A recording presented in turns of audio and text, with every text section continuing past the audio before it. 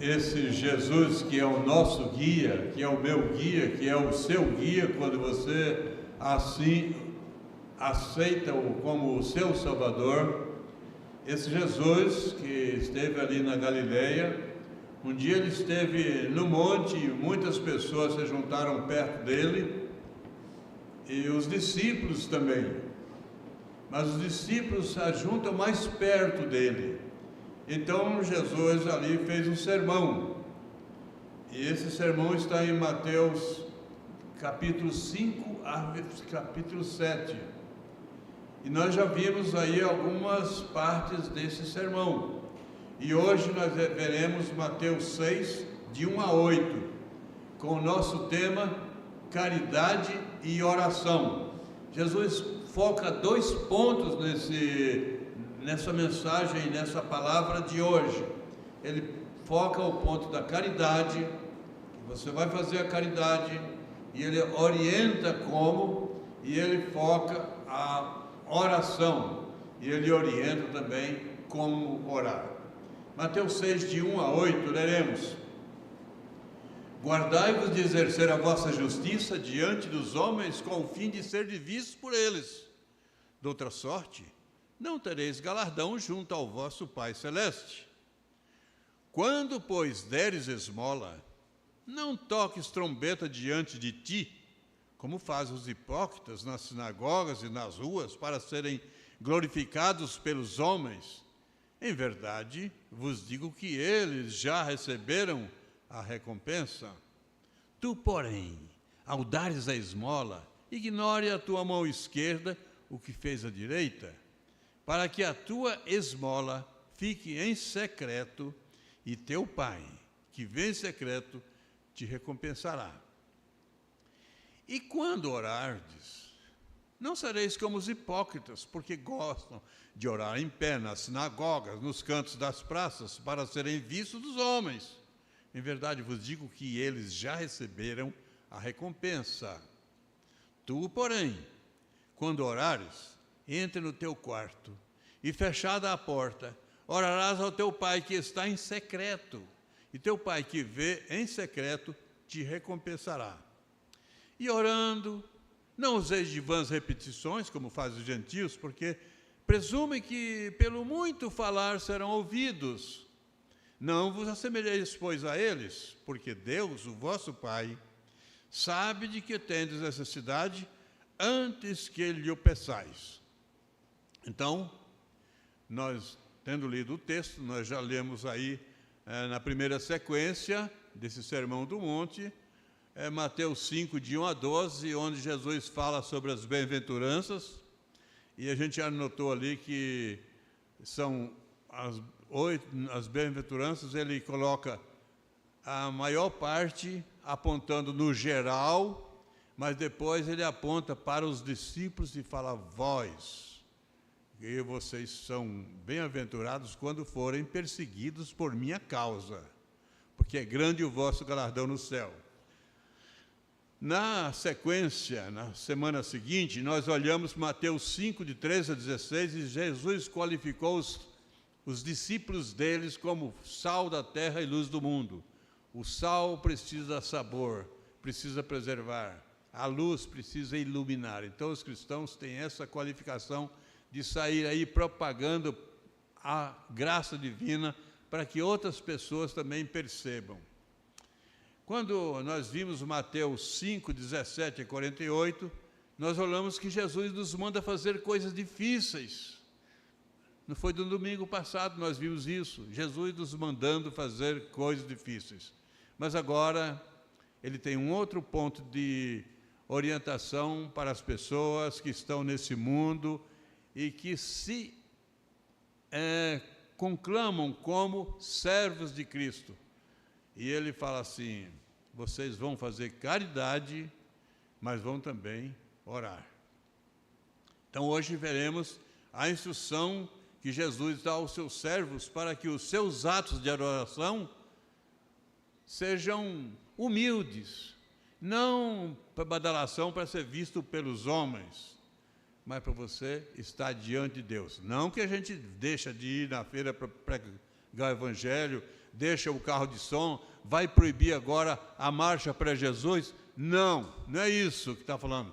É que às vezes a gente quer fazer a nossa espiritualidade para que as pessoas nos achem, esse indivíduo é nota 10 na vida cristã. Deus quer que a gente seja nota 10 diante de Deus. A palavra de Jesus é motivação, exercício da caridade, testemunho, contrição e oração. Na época de Jesus, havia um sistema que as pessoas se posicionavam como entendendo que a piedade consistia em 3 pontos da justiça: doação, oração e jejum. Então, Jesus orienta essas pessoas a que parasse com aquele legalismo que estava preso à lei e se libertassem para a boa comunhão com Deus. Mas Jesus não anula a oração, porque ele fala: você entra no seu quarto. Nós já oramos aqui hoje publicamente, mas aqui tem aquele momento a sós com Deus que nós precisamos tanto. Jesus valoriza esses atos de justiça quando estão submissos à vontade de Deus e não ao meu egoísmo, à minha vaidade. E esses atos se tornam inúteis a Deus quando, ao invés de eu expressar a minha intimidade com Deus diante dele, eu expresse o meu egoísmo diante das pessoas, propagando a minha vaidade daquilo que eu sou na caridade ou na oração. Mas se Jesus fala para fazer a caridade e que outros não vejam, e a oração dentro do quarto, o que eu posso fazer doravante com o meu testemunho? Eu não posso mais dar o meu testemunho público? Não é isso que Jesus está falando. Ele está falando que quando você doar alguma coisa, não seja por vaidade, seja pela necessidade do outro, mas não fique tocando trombeta e dizendo: eu sou bom demais, eu sou benéfico, eu ajudo. Então a gente pode continuar dando os nossos testemunhos, mas quando a gente testemunhar, que seja Deus glorificado e não a minha vaidade.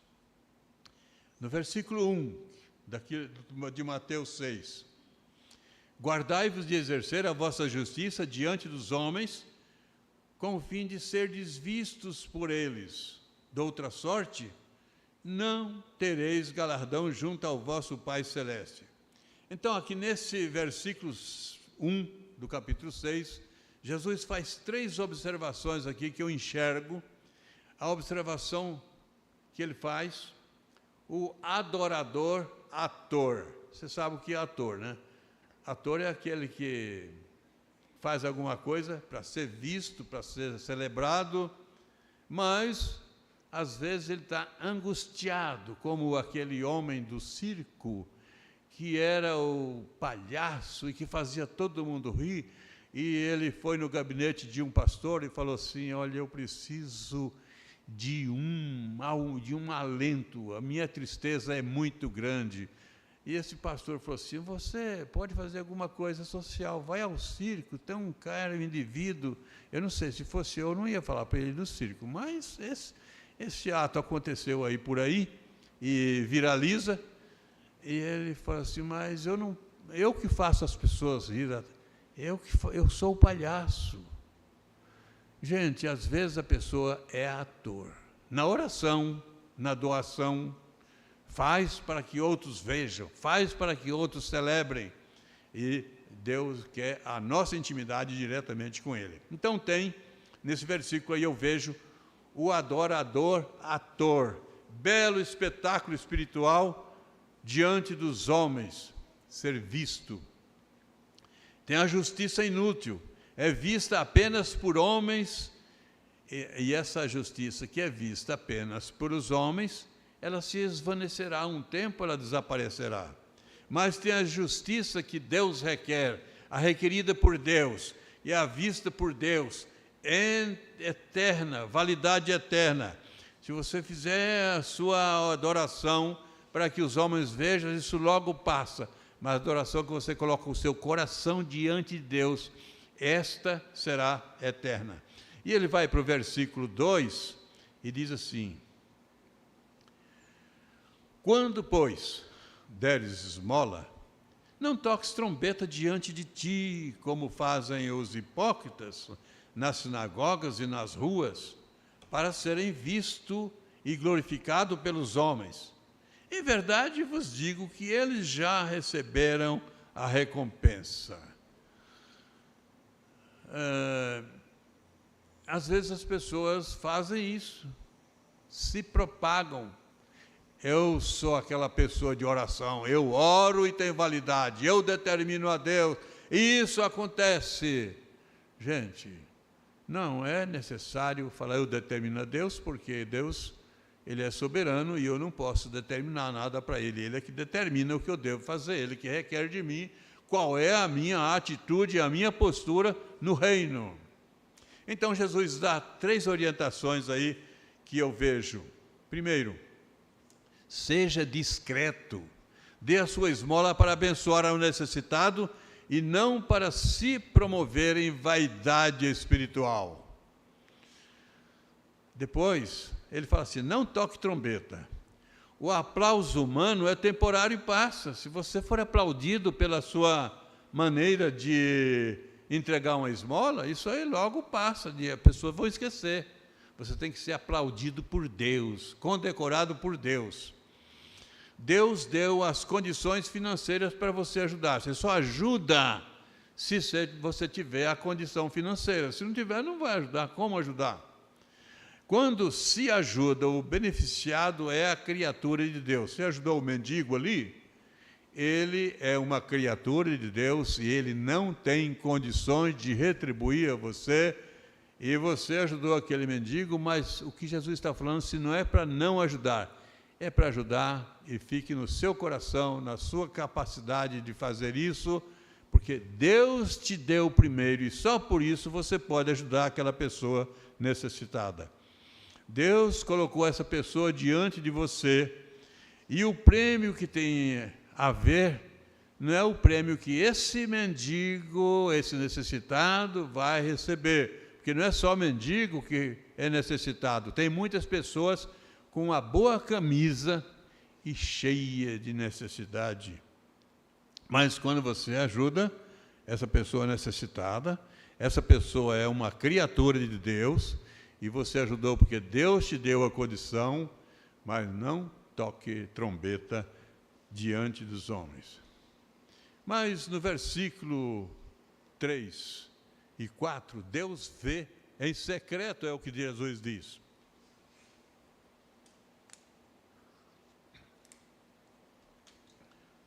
Tu, porém, ao dares a esmola,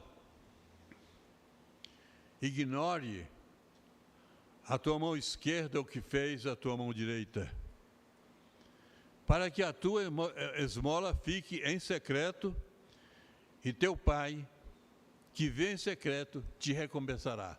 A recompensa é de Deus. Se Deus nos deu a condição de oferecer uma ajuda a uma pessoa necessitada, a recompensa é a de Deus. Então Deus vê em secreto, Deus vê o coração generoso, os atos de misericórdia, a intenção de abençoar o sobrevivente que é necessitado, e sempre haverá necessitados diante da gente, precisando de ajuda, sempre vai ter. E quando possível, dê a ajuda da sobrevivência. E agora eu vou colocar um também aqui. E também a ajuda espiritual.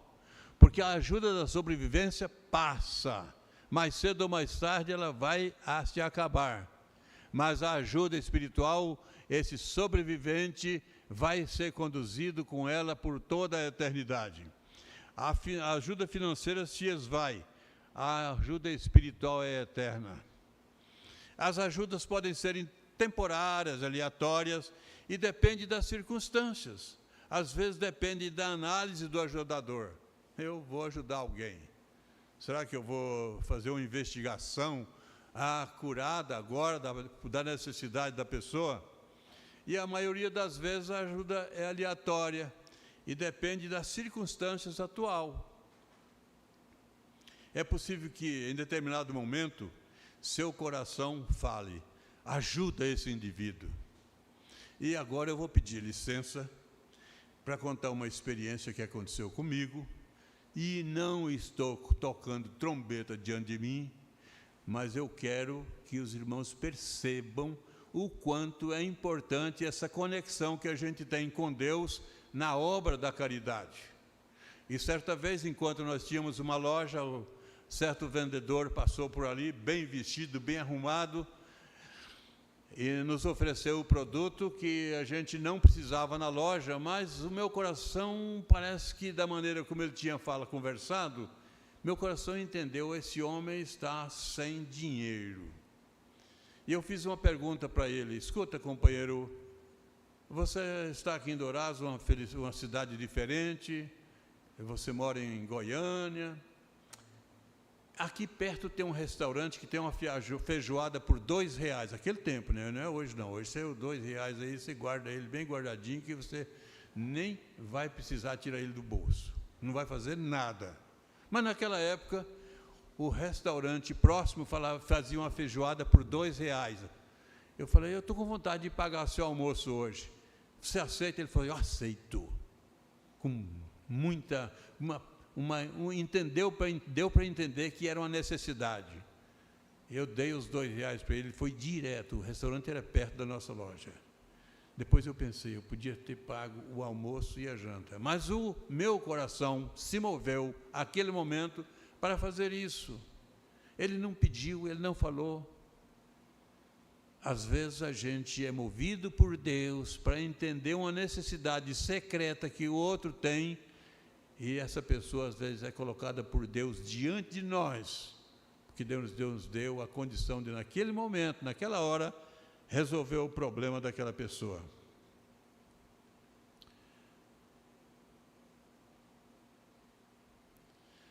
Jesus fala para ser discreto na oração e na caridade que faz. Ajude alguém não para ser visto como caridoso, mas para abençoar a criatura que Deus colocou diante de você com necessidade. Eu não sei, não conheço a necessidade de ninguém, de nenhum dos irmãos, e não conheço a necessidade de ninguém, mas às vezes Deus coloca o necessitado diante de nós para ser socorrido, porque esse necessitado também é criatura de Deus. Há uma diferença entre criatura de Deus e servo de Deus. Criatura de Deus são todas as pessoas, os servos de Deus são aqueles a quem Ele escolhe e aqueles a quem aceitam Jesus como seu Salvador. Esses passam a ser filhos de Deus. O mendigo não pode ajudar você, mas Deus é o ajudador. Se você ajudou uma pessoa necessitada, essa pessoa não vai ter condições de te ajudar, mas Deus vai ajudar você. É uma questão de confiança, de credibilidade na graça divina e naquilo que Deus pode fazer para o nosso bem e para o bem daquela criatura que Ele colocou diante de nós. Quando você ajuda o necessitado, é porque Deus te deu a condição anteriormente. Vamos para o versículo 42, que diz, em outro texto, no capítulo 5, dá a quem te pede, não volte as costas ao que deseja que te lhe empreste. Às vezes nós podemos fazer mais, perceber a necessidade antes que falem sobre a sua situação. A necessidade pode bater na porta de cada pessoa, em qualquer tempo, em qualquer dia, em qualquer ocasião. O indivíduo está muito bem no seu emprego, chega lá, a empresa fala assim, olha, você foi despedido. Gente, isso deve ser uma tristeza terrível, porque ele foi despedido, ele não vai receber mais aquele salário. Entretanto, a conta de luz, a conta de água e outras tantas aí, elas não dispensam e nem olham para a necessidade de ninguém. Então a necessidade pode bater na porta de uma pessoa a qualquer dia, a qualquer momento, mas sempre Deus vai ter alguém e Ele vai promover a ajuda, às vezes com um outro emprego, como aconteceu com certa pessoa que falou assim, olha, estou numa tristeza, fui despedido. Falou, você foi despedido, que bênção, a empresa tal precisa do seu serviço. Deus pode fazer isso com você, com o necessitado, quando ele está na situação que ele não tem mais condição de resolver, Deus tem. Você já viu o que aconteceu com Jó? Jó 29, 14 e 16. Jó perdeu seus bens, perdeu a família, daí ele entra num sofrimento terrível. Quem conhece, quem já leu o livro de Jó, sabe disso. Aparecem amigos que não têm psicologia nenhuma para ajudar, o aconselhamento é terrível, é acusando, torturam Jó nas suas palavras. Daí Jó, nesse tempo de grande tribulação em sua vida, se lembra do tempo do seu vigor. Ele estava passando por uma situação de necessidade terrível agora. Ele perdeu tudo, perdeu a família e perdeu a saúde. Isso é terrível. Perdeu a riqueza. E ele se lembra, veja o que ele se lembra. Eu me cobria de justiça, e esta me servia de veste. Como manto e turbante era a minha equidade, a minha seriedade, a minha justiça, o meu caráter, equidade, justo. Eu me fazia de olhos para cego e de pés para coxo, ou seja, eu abençoava o cego com as riquezas que eu tinha, eu fazia o coxo receber benefícios com a riqueza que eu tinha, eu era aquele cara que ajudava as pessoas. Dos necessitados, eu era o pai, e até as causas dos desconhecidos eu examinava. Isso está em Jó 29, 14 a 16. Então Jó, que perdeu todo o seu capital, todas as suas coisas, perdeu a sua família toda, os 10 filhos ele perdeu, e perdeu a saúde, e agora vem esses conselheiros e ele fala assim, eu era caridoso, agora eu não posso mais, estou na necessidade. E então eu não sei como é entender a necessidade de cada um. Há momentos que a gente tem necessidade. Às vezes não é necessidade financeira, não. Às vezes é uma outra necessidade. Às vezes necessidade do sono, necessidade de apetite, necessidade na saúde, necessidade de transformar o ódio em amor. Há muito tipo de necessidade na nossa vida que acontece, pode acontecer assim inesperadamente. Mas Deus colocou você diante do necessitado, ajude.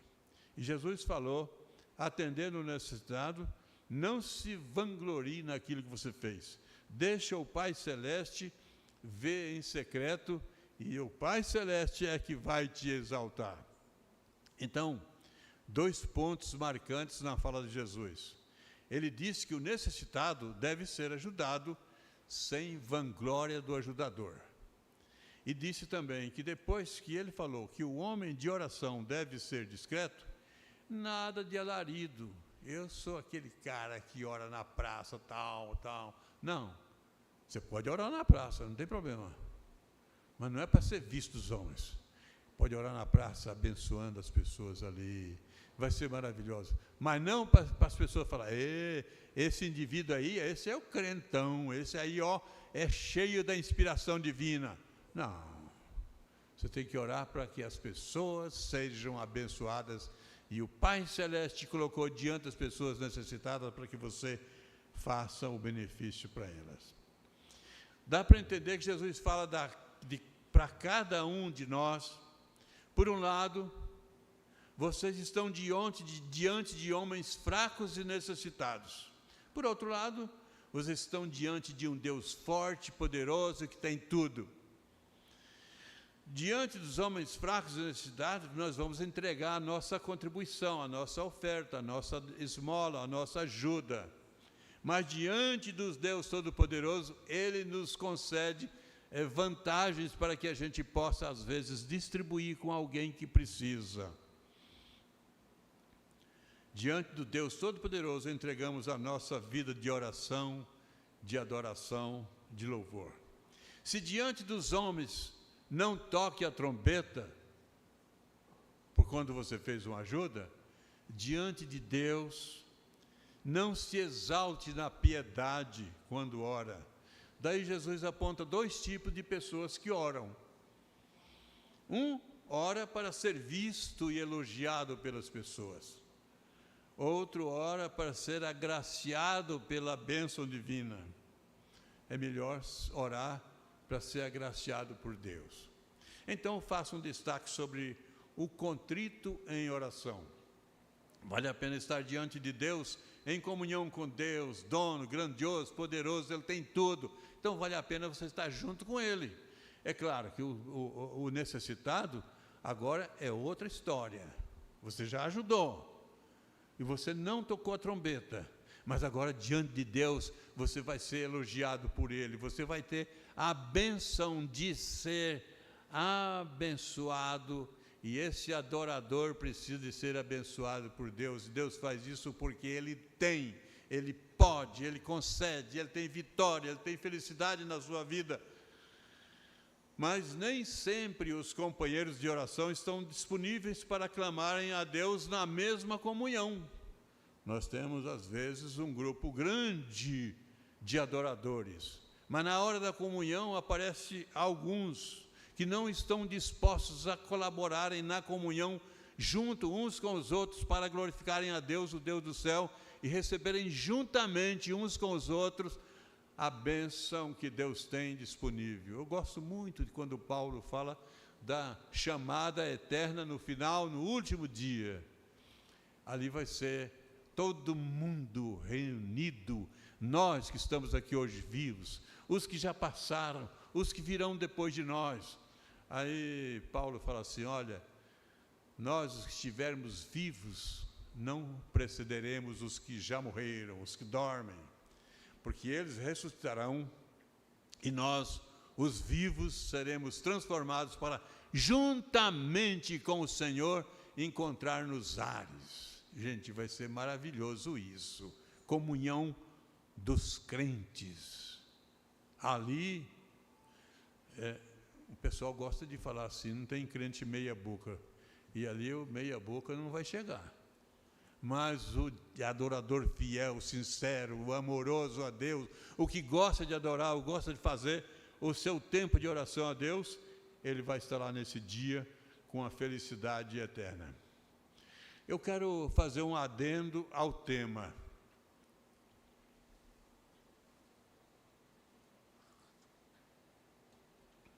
O profeta Miqueias amargurou a desventura de não ter companheiros para se unir às celebrações divinas. Daí, ele não desanimou por estar só e celebrou o seu grande porém. Você sabe, você já viu o porém de Noé? Noé tem um porém e nós não vamos tratar dele aqui hoje. Se você quiser olhar, você veja Gênesis, você vai encontrar o porém de Noé.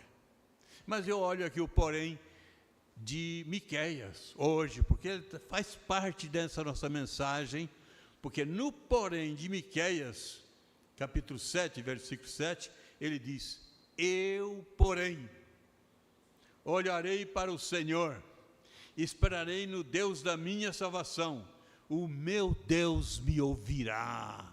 Ah, que maravilha! O Miqueias era o profeta que anunciava e as pessoas não tinham demonstrado arrependimento, e ele falou assim, ó, eu porém, eu gosto deste eu porém, olharei para o Senhor. Vocês não querem olhar? Vocês querem ficar indo da maneira que vocês estão? Fiquem. Eu esperarei no Senhor. Vocês querem esperar nas coisas do aqui e do agora? Esperem. Olha, e meu Deus me ouvirá. Você tem a condição de estar esperando em Deus, porque Ele ouve. Há momentos que os nossos companheiros de jornadas espirituais estão muito ocupados com questões secundárias ou muito despreocupados com as questões celestiais. Muito preocupados com as questões secundárias e muito despreocupado com as questões celestiais e eternas. E nesse desalento, não desanimemos nós também. Sejamos fortes, façamos como Miqueias, eu, porém, olharei para o Senhor. Olhemos para Deus que nos ouve. Mas agora, voltemos ao tema. A mais profunda solenidade do adorador se estabelece entre ele e Deus. Este momento de intensa comunhão com Deus é uma recompensa divina ao adorador. Aquele momento que a sua alma e o seu coração estabelecem assim aquela comunhão mais perfeita, mais gostosa. Essa é uma recompensa que Deus oferece a você, o Deus grande diante de homens pequenos, mas que estão em oração. Quando você faz aquela ajuda àquela pessoa necessitada, se você não se sentir feliz com isso, você está fazendo uma coisa simplesmente pela prática, mas você tem que sentir felicidade. Não é para trocar uma trombeta, mas você vai sentir felicidade. Se você ajudou essa pessoa com a sua felicidade, Deus está olhando para você com felicidade, com amor na sua oração. Este momento de intensa comunhão com Deus é uma recompensa divina ao adorador. Sabe que você anda por aí, hoje está fácil, as pessoas fazem selfie com artistas famosos. Façam selfie com Deus, porque Ele não é famoso, Ele é soberano. Ele é muito mais do que famoso, Ele é super soberano. Façam uma selfie com Ele em oração, Ele é soberano em todo o mundo.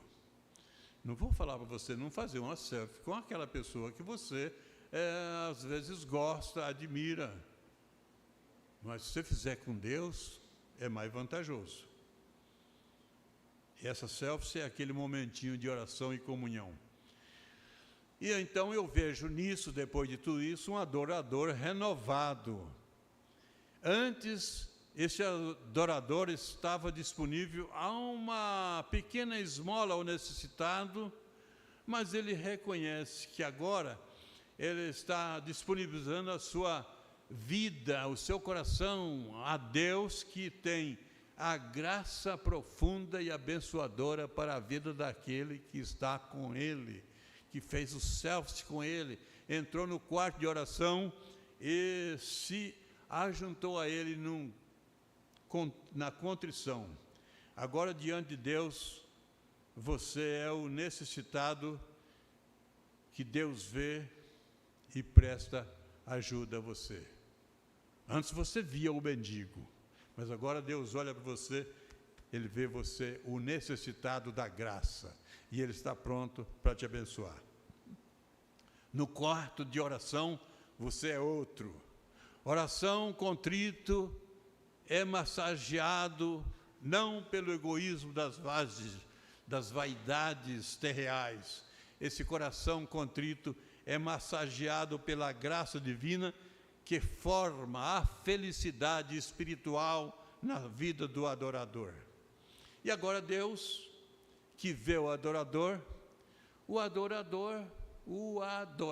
é um dependente de Deus. Você saiu de olhar aquele necessitado, mas Deus olha para você como você sendo o dependente dele. E não se posiciona em destaque de homens. O adorador aplica a sua contrição a Deus. A sua alma precisa deliciar-se na oração, naquele momento a sós com Deus. Esse momento a sós com Deus, a sua alma em oração, esse é um prêmio que Deus te oferece àquele que adora em espírito e em verdade.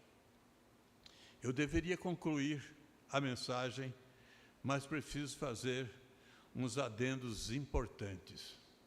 Existem na igreja pessoas com posturas diferentes. E para ilustrar, adoradores com posturas diferentes, eu me reporto a Caim e Abel. Veja Gênesis 4, 2 a 5. Depois deu à luz Abel, seu irmão. Abel foi pastor de ovelhas e Caim lavrador. Aconteceu que no fim de uns tempos trouxe Caim fruto da terra, uma oferta ao Senhor. Abel, por sua vez, das primícias do seu rebanho e da gordura deste, agradou-se o Senhor de Abel e de sua oferta, ao passo que de Caim de sua oferta não se agradou.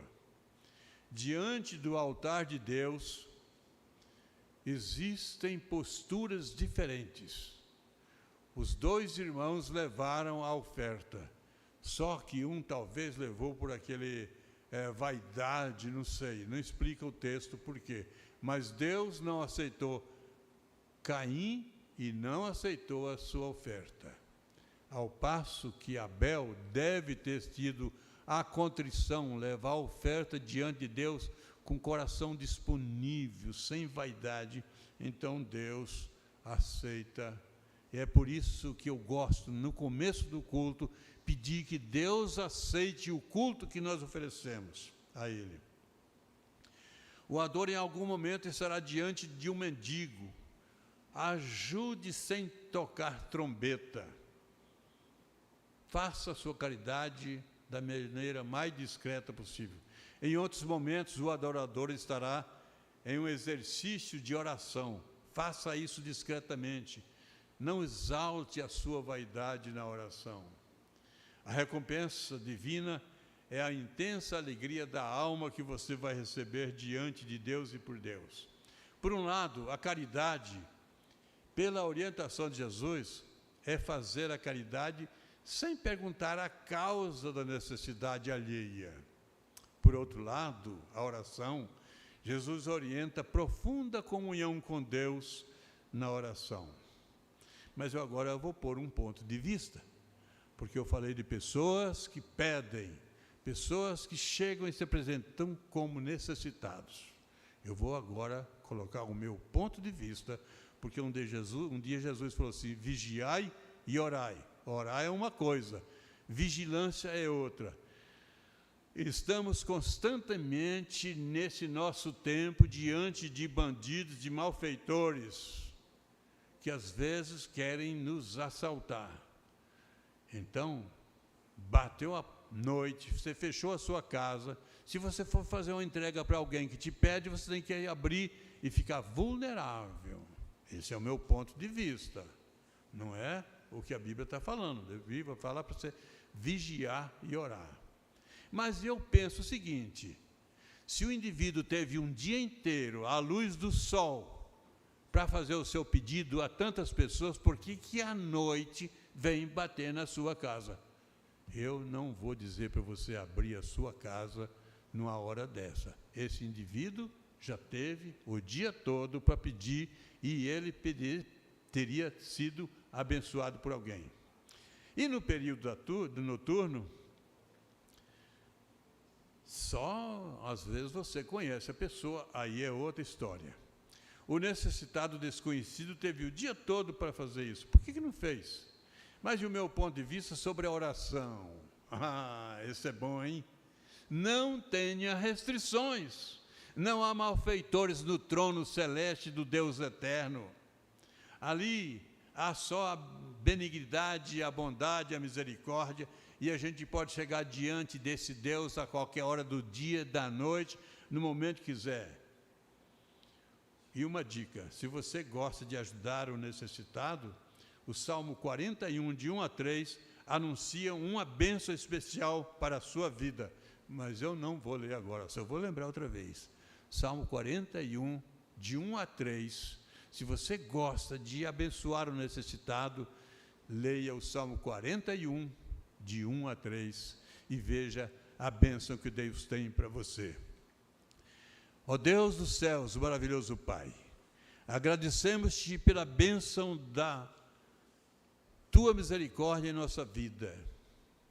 Te agradecemos porque em alguns momentos nós podemos também contribuir com algumas pessoas necessitadas, mas que isso não sirva de vaidade nossa. Mas te agradecemos muito mais porque quando nós estamos no quarto de oração, ó Deus, temos a tua graça abençoadora na nossa vida.